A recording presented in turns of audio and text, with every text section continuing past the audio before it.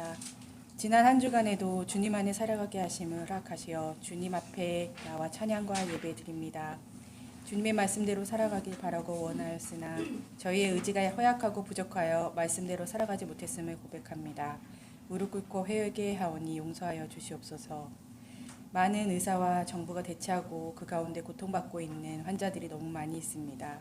이들이 더 길고 큰 고통에 지치고 힘들어하지 않도록 대립하는 이들이 한치의 양보와 한 번 더 살펴보는 이해, 그리고 환자의 미래를 위한 현명한 선택을 할 수 있는 지혜를 주시고 해결하도록 인도해 주시옵소서.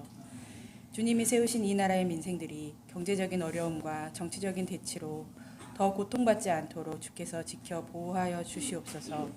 힘들고 어려울 때일수록 주님께 기도하게 하시고 더 많은 위정자들이 하나님을 경외하고 믿음으로 정치해 나갈 수 있도록 은총 내려 주시옵소서. 우리에게는 고난과 슬픔이 늘 닥쳐올 수 있지만 주님께서 우리를 지켜주심을 믿고 우리의 기도를 들으신 주님께서 이를 인도하시고 주님의 손길로 우리가 치유되고 회복될 수 있도록 역사하여 주시옵소서. 사랑의 하나님, 우리의 함께하는 교회 성도들에게도 주님의 손길을 허락하여 주시옵소서. 성도들이 드리는 기도를 들어주시옵고 성도 가정에 위로와 담대함을 허락하여 성도들이 회복과 치유를 통해 다시 일상으로 그리고 주님 안의 기쁨과 행복으로 살아갈 수 있도록 허락하여 주시옵소서. 성가대의 찬양을 기쁘게 맞이하여 주시옵고 교회에 봉사하는 손길에 축복을 내려주시옵고 이경재 목사님의 말씀에 영권을 정하여 이 예배에 참여한 모두가 은혜와 치유받는 귀한 시간 되게 하여 주시옵소서. 이 모든 말씀 예수 그리스도 이름으로 기도드립니다. 아멘. 주께로 한 걸음씩 왜 가지 않느냐. 내 죄를 자복하고 그 앞에 나가라. 한 걸음씩 한 걸음씩 주께 나오라. 주님께 아뢰이면 너 복을 받으리라. 값없이 주는 은혜 너 거절 말아라. 주께로 한 걸음씩 너 빨리 나가라.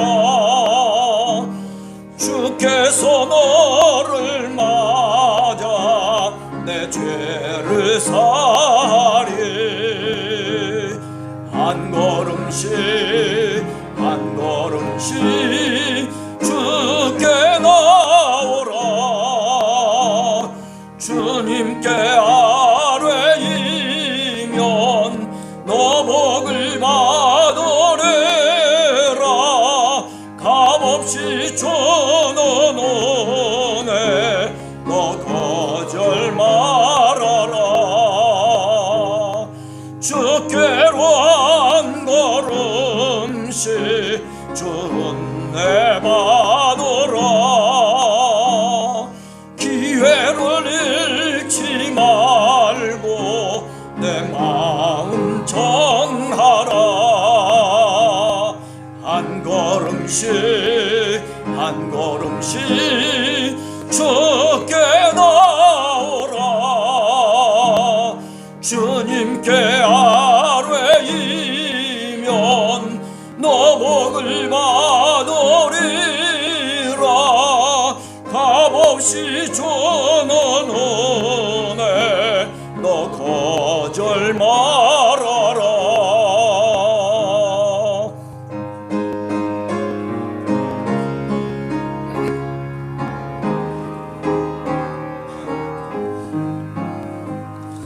주께로 한 걸음씩 곧 와서 아뢰라. 기쁘게 너의 몸을 주 앞에 드리라. 한 걸음씩 한 걸음씩 주께 나오라. 주님께 아뢰이면 너 복을 받으리라.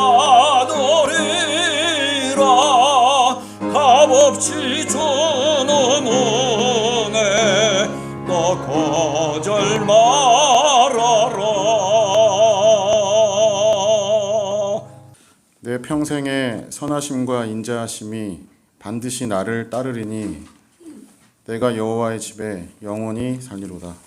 아멘.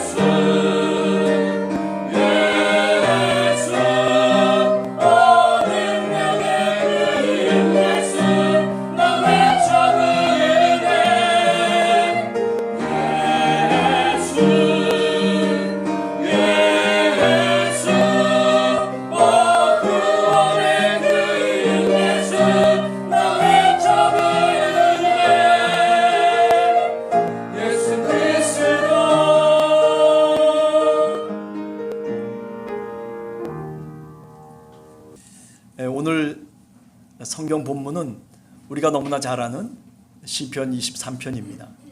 그 중에서도 제일 마지막 23편 6절의 말씀입니다. 내 평생의 선하심과 인자하심이 반드시 나를 따르리니 내가 여호와의 집에 영원히 살리로다. 아멘. 네.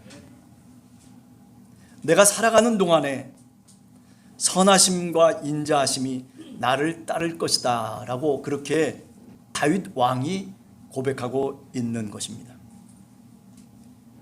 여기 선하심이라고 하는 것은 히브리 말로 토브라고 하는 말입니다. 하나님이 세상을 창조하시고 난 다음에 아름답게 보이는 그것을 보면서 좋았더라 하실 때 그때 썼던 단어가 바로 히브리어 토브입니다. 따라서 오늘 선하심이라고 하는 것은 도덕적인 의미만을 갖고 있는 내용이 결코 아니다라고 하는 것을 알 수가 있죠. 그러나 여기서 중요한 것은 그것보다도 오늘 나를 따르리니라고 하는 말입니다. 직역을 해보면 추적해서 붙잡는다라고 하는 뜻입니다. 내가 살아가는 일평생 동안 주님이 내 등을 붙잡아 주셨다라고 하는 그런 신앙의 고백을 말씀하고 있는 겁니다. 마치 사냥꾼이 도망치는 짐승을 추적해서 붙잡아내듯이 하나님의 인자하심과 선하심이 결국에는 하나님의 사랑에 내가 붙들려 지금까지 살아왔다라고 하는 그런 뜻입니다. 여러분, 그러나 이 과정은 그저 말처럼 단순한 것은 아닙니다. 복잡합니다. 다윗을 포함해서 우리 일반적인 사람들은 어떻게 살려고 합니까? 내 힘으로, 제 힘으로 살려고 합니다. 누가복음 15장에 나오는 탕자의 비유가 바로 그런 비유 아니겠습니까? 아버지가 모든 것을 다 마련해 주시고 아버지가 자기에게 기업으로 물려줄 수 있는 것까지 탕자는 어떻게 합니까? 다 갖고 그리고 아버지 곁을 떠나버립니다. 내 스스로 살 수 있다라고 생각합니다. 제 힘으로 뭔가를 이루어 보겠다라고 발버둥 쳤지만 그러나 탕자의 비유에서 결과는 뭡니까? 그 둘째 아들이 허랑방탕하게 모든 시간과 물질을 허비하고 결국은 아버지 집으로 돌아올 수밖에 없었다라고 하는 것입니다. 다윗의 삶이 어쩌면 이런 삶의 일부분이고 우리들의 삶이 어쩌면 이런 삶의 일부분입니다. 에덴에서 아담과 하와 역시 마찬가지입니다. 하나님의 말씀하신 그것을 회피하려고 하였기 때문에 결국 어떻게 됐습니까? 에덴에서 쫓겨날 수밖에 없게 됩니다. 그 결과는 비참한 바로 그것이었습니다. 베드로를 비롯해서 많은 제자들에게 뭐라고 주님께서 말씀하십니까? 십자가를 지고 나를 따라오너라 라고 그렇게 말씀하십니다. 제자들은 어떻게 행동을 취했습니까? 도망쳤습니다. 두려워하고 그리고 예수님의 말씀을 가로막고 그렇게 되면 안 된다라고 수제자인 베드로가 예수님의 가는 길을 막아서게 됩니다. 사실은 주님의 그 깊은 뜻을 알지 못하기 때문에 제자들이 그렇게 행동했다라고 말씀드릴 수 있습니다. 여러분, 주님이 우리들에게 뭔가를 말할 때에는 은혜를 준비하고 있다는 사실, 그것을 우리가 믿어야 합니다. 하나님의 말씀이 내 마음의 감동으로 느껴질 때에 내가 무거운 짐을 느낀다 손 치더라도 하나님은 그것을 이겨나갈 수 있는 힘과 능력과 지혜를 우리들에게 준비해 주시고 있다는 사실을 믿어야 된다는 말씀입니다. 하나님은 아낌없이 자신의 사랑과 은혜의 선물을 우리에게 주시고자 그렇게 하나님이 작정하시고 계시다라고 하는 말씀입니다. 그래서 예수님은 아무런 조건도 없이 제자들에게 나를 따르려면 제 십자가를 지라고 그렇게 말씀한 것입니다. 십자가를 지겠다라고 제자들이 결심하면 주님께서 그 삶의 길을 준비해 주실 것이라고 그렇게 작정했기 때문입니다. 그런데도 주님의 제자들은 그 십자가를 무겁게 여겼습니다. 아니, 주님의 제자들뿐만 아니라 오늘 우리들도 주님의 말씀이 어떤 때는 무거운 짐으로 여겨집니다. 알지 못해서 그분의 말씀과 그분의 가르침이 내게는 너무나 무거운 짐으로 여겨지기 때문에 그럴 것입니다. 서로 사랑하라, 원수도 사랑하라, 오리를 가자면 십리를 가져오라, 7번에 70번이라도 너는 용서해야 된다라고 그렇게 주님이 제자들에게 가르쳐 주셨습니다. 여러분, 이것이 무거운 짐으로 우리들에게 느껴질 수도 있겠지만은 그러나 이런 말씀을 순종하면서 살아가려고 하면 하나님께서 길을 열어주시고 하나님께서 내가 그것을 감당할 수 있는 힘과 지혜와 용기를 우리에게 주실 것이라고 하는 그런 믿음을 오늘 또 우리는 고백해야 됩니다. 그러나 우리는 온전히 주님을 신뢰하기를 종종 회피합니다. 우리 자신이 내 힘으로 살아가는 방식에 지금까지 너무나도 익숙해 있기 때문에 그렇습니다. 주님의 사랑을 얻고 주님이 말씀하신 그대로 살아가는 것보다 내 방식대로 내 마음대로 사는 게 사실은 내 마음에 더 안정과 평화를 주는 것으로 그렇게 우리는 익숙해져 있습니다. 아니, 그렇게 착각하면서 우리는 생각하고 살아가고 있습니다. 이제 사순절 이 기간 동안 어둠 속으로 나아갔던 가룟 유다와는 달리 내가 가는 그 길에서 발걸음을 멈추고 하나님의 사랑과 은혜에 붙잡혀서 생명의 빛을 품은 주님께 내 삶을 맡기고 그리고 평안과 축복을 우리가 이 사순절 동안에 느껴야 하지 않을까라는 생각을 하게 됩니다. 내가 살아가는 동안에 선하심과 인자하심이 나를 따르리니 내가 여호와의 집에 영원히 살리로다. 여호와의 집을 얘기하고 있습니다. 어느 곳에서도 내가 평안히 살아갈 수 있는 장소가 없다는 것입니다. 어디밖에? 바로 여호와의 집, 하나님의 성전 이외에는 내가 안녕하고 그리고 편안하게 살아갈 수 있는 장소가 없다는 것을 오늘 다윗은 말씀하고 있습니다. 아니, 그 방법만이 자신에게 참된 평화와 행복을 가져다 준다는 것을 이렇게 내가 여호와의 집에 영원히 살리로다라고 하는 말로 확인하고 있는 것입니다. 역시 오늘 우리들도 시대와 지리적인 공간은 바뀌었을지 모르지만은 다윗이 걸었던 그 길을 함께하고 싶다는 생각을 오늘 또 다시 해보게 됩니다. 염려와 고민과 갈등 속에 허덕이는 우리 삶의 시간을 다시 주님의 능력으로 바꾸어서 주님 안에서 참 평안을 찾는 그런 복된 우리 성도들이 다 되시기를 간절히 기도합니다. 내가 여호와의 집에 영원히 살리로다. 이 말은 내가 살아가는 삶 속에서 어디에 내가 우선권을 두며 살아갈 것인가에 대한 다윗의 자문자답인 것입니다. 내 삶의 우선순위를 주님의 집, 그곳에 두고 살겠다라고 하는 그런 고백입니다.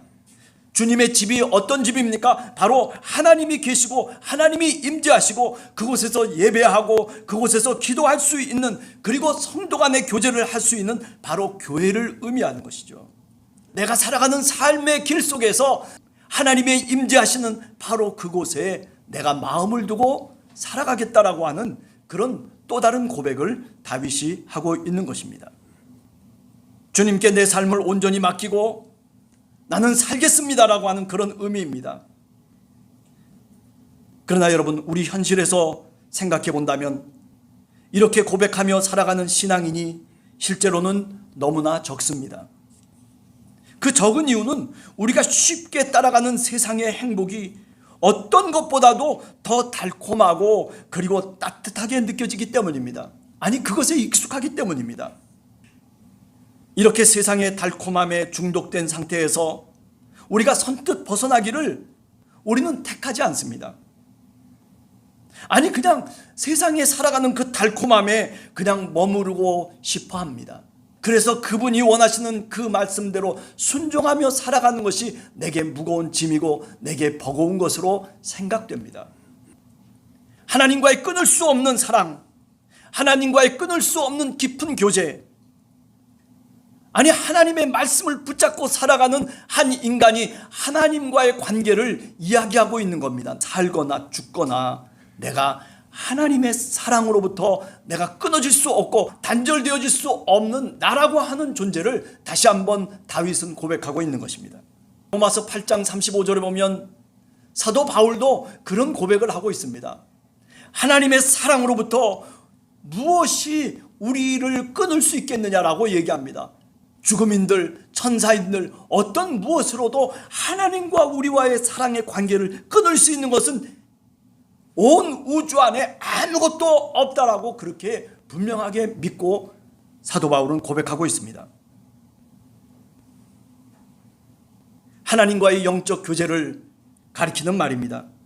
우리 인간은 본디 하나님 안에 살도록 설계된 존재입니다. 돈이 많아야 혹은 지식이나 명예가 높아서 사람들의 인정을 받아야 행복할 수 있는 존재가 아닙니다. 하나님의 형상으로 지음받은 인간으로서 더 높은 차원의 행복과 그리고 평화를 우리가 얻을 수 있고 가질 수 있다라고 하는 것, 그래서 우리가 이 세상에 태어났습니다. 우리가 잘 알듯이 아담 이후로 이런 자유스러운 원래의 마음을 우리가 잃어버리고 만 것입니다. 하나님을 멀리 하려고 하는 우리의 속성 때문에, 그 죄성 때문에 원래의 마음을 우리가 잃어버렸다라고 그렇게 이야기를 합니다. 그래서 에덴의 추방 이후로부터 불완전한 상태가 지금까지 지속되고 있습니다. 자, 그런데 우리 주 예수 그리스도께서 이런 어두운 세상에 오셔서 우리를 이제 사랑으로 붙잡고 있습니다. 내가 너를 위해서 십자가에 못 박혀 죽었다라고 그렇게 우리들에게 다가오시면서 말씀하고 있습니다. 나는 너를 이처럼 사랑하고 있다라고 그렇게 우리들에게 분명하게 말씀하고 있습니다. 여러분, 다윗의 생애사라고 하는 것이 굉장히 복잡합니다. 늘 위협과 위기 속에 있었던 다윗이었습니다. 도망치고 있었던 이 다윗은 하나님을 믿었습니다. 하나님이 나를 붙잡고 있다라고 하는 것, 하나님이 나를 따르고 있다라고 하는 것을 굳게 믿고, 그리고 그 믿음을 통해서 사실은 어려움을 극복해 나갈 수 있었습니다. 생각해보면 다윗은 이새의 8명의 아들 중에 막내로 태어났습니다. 사무엘에게 왕으로서 기름 부음을 받았지만은, 그러나 죽이겠다라고 추적하고 있는 사울 왕에게 10여 년 동안을 사실은 피신을 당기고 도망 다니면서 다윗은 별의별 꼴을 다 당하게 됩니다. 아니, 이스라엘의 위대한 왕으로서의 모습이 아니라 정말 비참하고 그리고 처량한 거지 왕으로서의 모습을 성경은 우리들에게 잘 이야기하고 있습니다. 아들들은 어떻습니까? 왕위를 탐하면서 큰아들과 둘째 아들 모두가 살해당하고 그리고 살해하고 살인하는 그런 비극적인 가족사를 사실은 성경이 이야기하고 있습니다. 자신의 장인인 사울 왕에게 쫓겨다니다 못해서 이제는 원수의 나라라고 할 수 있는 그 블레셋의 망명 생활을 하고, 그리고 그 블레셋에서 미친 사람으로서의 행세를 가장하면서 살아가는 다윗의 모습을 우리가 성경에서 만나게 됩니다. 여러분, 그렇습니다. 이렇게 다윗의 생애사를 보면 하나님이 붙잡아 주지 아니하시면 그는 살아갈 수가 없는 사람이었어요. 그의 손을 붙잡고 그의 등 뒤에서 붙잡아 주지 아니하시면 이 다윗은 그저 실족해서 넘어질 수밖에 없는 사람이었어요. 그런데 오늘 시편 23편에서 다윗이 고백하고 있습니다.